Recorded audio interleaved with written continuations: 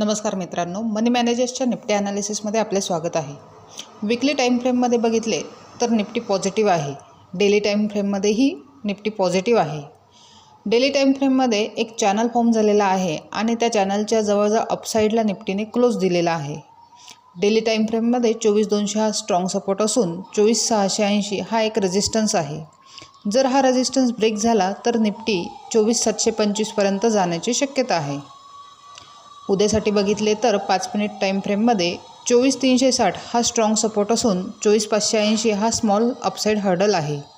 जर 24,580 ब्रेक होऊन Nifty 15 minute sustain राहिली तर 24,680 पर्यंत निफ्टी जाण्याची शक्यता आहे।